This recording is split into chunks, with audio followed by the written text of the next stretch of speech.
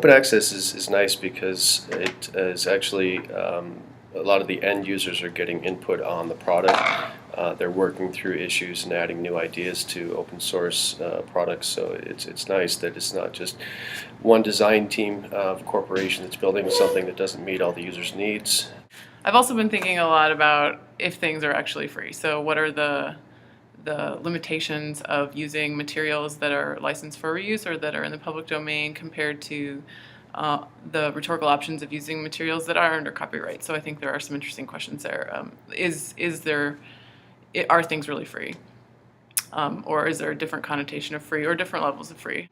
Being able to use all these creative things that people have come up with, as well as all these softwares that they have developed, really changes the way in which we are able to teach and create scholarship and participate in the culture at large. So I think open access is basically this amazing opportunity to make a huge difference in the way that academia works and the kind of things that our students can do when they leave. Since they keep extending the copyright terms for various products, it's making things a little more difficult. However, being in academia, that does allow us some license freedom as far as using within paper with fair use, common creative and remixing of items, which is nice since we're moving such towards a larger digital online pedagogical approach these days for writing and multimodal composition.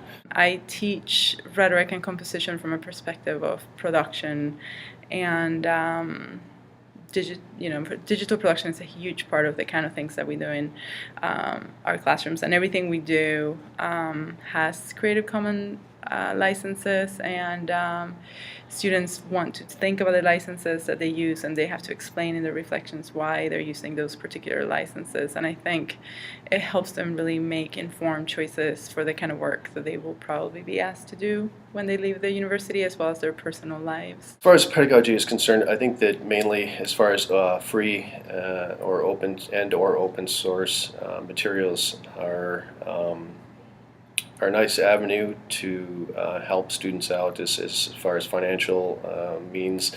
Most of us are broke and eating top ramen much too often, and it allows them to play around with a lot of different tools and fill their toolbox so that they can use the appropriate tool for what they're trying to do instead of trying to force something into the product that they're working with.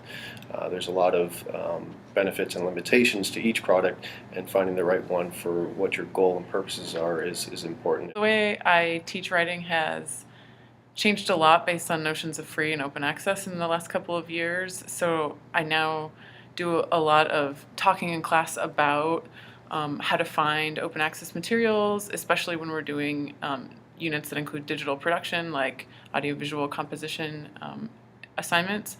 And we talk about Creative Commons, what it is, we talk about copyright laws. Unlike 10, 15 years ago when everything was automatically copyrighted, now we can actually make decisions about how we want our work to be shared and who's going to share it, and the ways in which that's going to impact who can consume it, and the kind of impact it will have in the culture at large. These so-called free open source applications are gathering data, which is another commodity.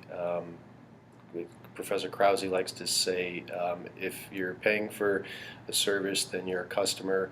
If you're getting a service for free, you're the product. So I think there is some truth to that. We talk about publication and what the implications are of publishing your work, especially online, when you're using open access materials and when you're not.